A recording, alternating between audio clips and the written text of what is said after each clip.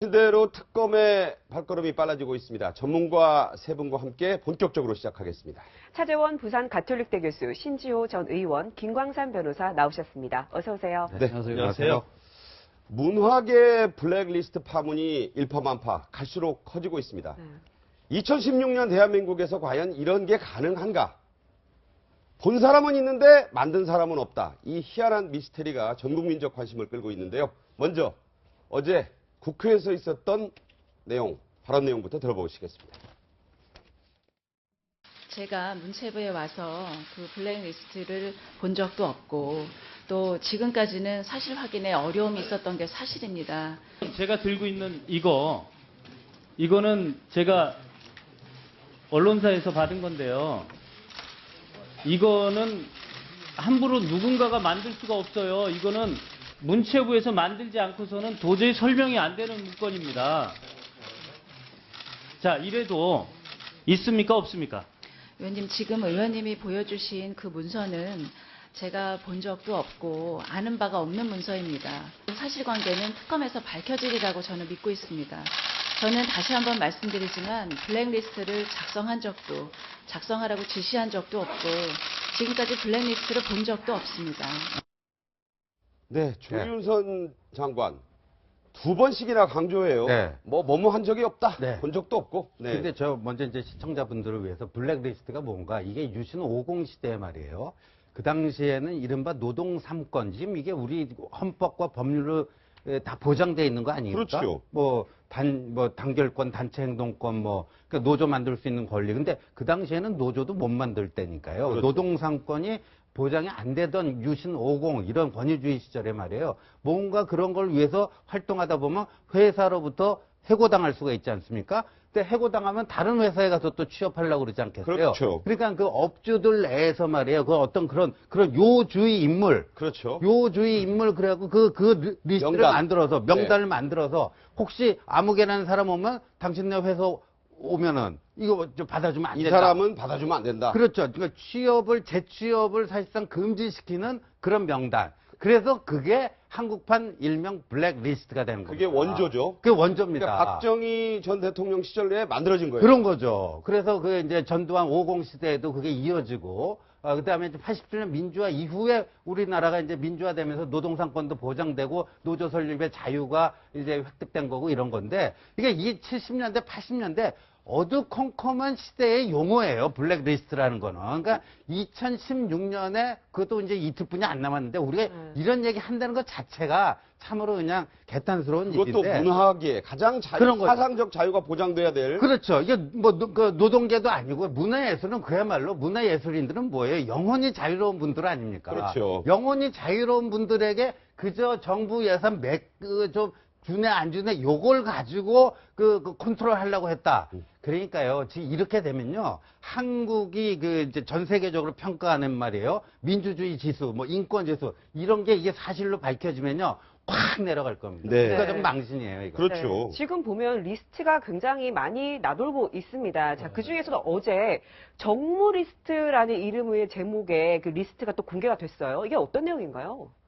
일단 그 정무 리스트 이게 공개됐는데요. 이 부분에 대해서 사실 이 리스트가 여러 개 있는 것 같아요. 예, 판본이 많이 있어요. 예, 많이 돌아다니다 보니까 그 블랙리스트 자체에서 이제는 그전에는 10,000명이라고 하지 않았습니까? 그 네. 9,400, 9,500명 되는 것 같아요. 근데 네. 이 리스트를 보면 2015년 4월 13일 기준으로 해서 한 59명 정도가 나옵니다. 여기 이제 흘려지고 있습니다. 네. 네네. 저 내용을 보면 쭉쭉 이게 어떻게 보면 이렇게 나눠져 있는 거예요. 특히 문학, 단체명까지 4명 쭉 하면서 2014년도, 14년도, 15년도까지 해서 이제 지원 사업명까지 다 이름이 돼 있는 거예요. 그러면 이런 지원사과 관련해서 지원을 하지 말라는 일단 가이드라인 같은 형식이 되었다고 볼 수 있는 그러니까 돈을 거죠. 주지 말라는 어떤 그런 지침이 된다는 그렇죠. 거죠. 그런데 그 유진영 지금 사실 이 블랙리스트의 어떤 도화선이 된 게 유진영 전 문체부 장관이거든요. 네. 근데 유진영 문체부 장관이 이런 얘기를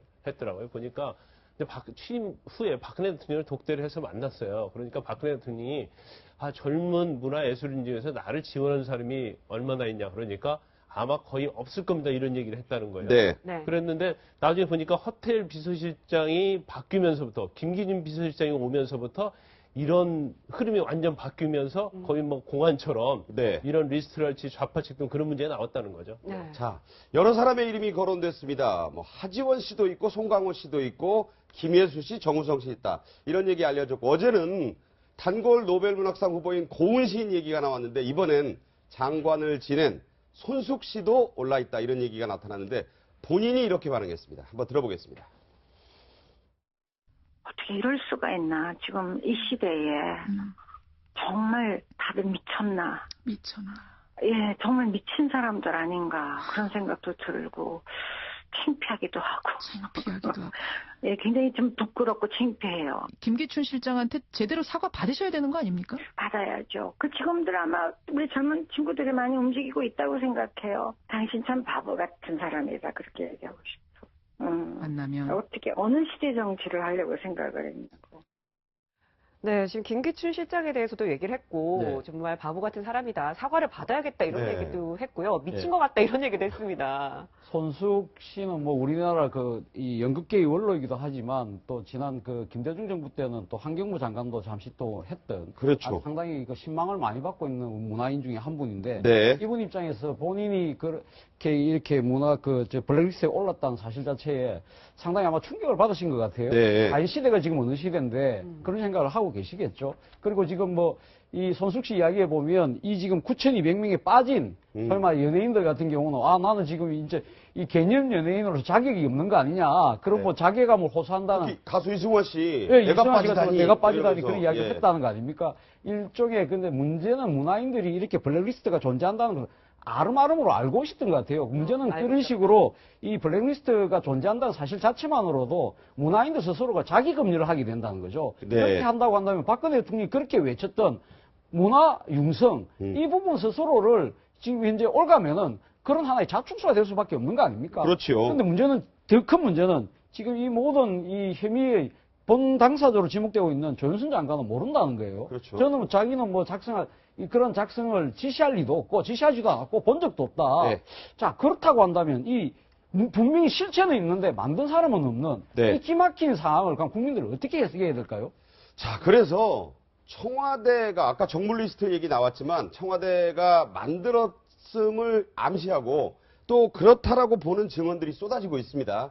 이 얘기를 중에 하나 문체부의 고위 관계자가 이렇게 얘기합니다. 청와대 정무수석실에서 문화예술계 블랙리스트를 만들어 문체부로 내려보냈다는 뜻이다. 이런 말을 했는데 이 의혹 계속 나오잖아요. 신재로 의원님. 예. 이게 나올 수밖에 없는데 저는요 이거 만드는 거는 정무수석실에서 만들었을 가능성이 높고요. 네. 그 당시 정무비서관이던 신동철 정무비서관하고요 시민사회를 담당하는 비서관이 국민소통비서관입니다. 네. 지금 정관주 비서관이고 지금 문체부 차관이죠. 이 두 사람이 이제 실무를 네. 총지휘했을 수가 있고 조윤선 당시 정무수석은요. 이게 당연히 보고를 받았을 거라고 봐요. 이게 만약에 작성이 됐다면은 수석에게 보고 않고 이렇게 갔을 리는 없다. 그러니까 네. 그거를 진두지하지는 않았지만 최소한 보고를 받았을 가능성 큰데요. 이게 왜냐면 이거 작성을 하려면요.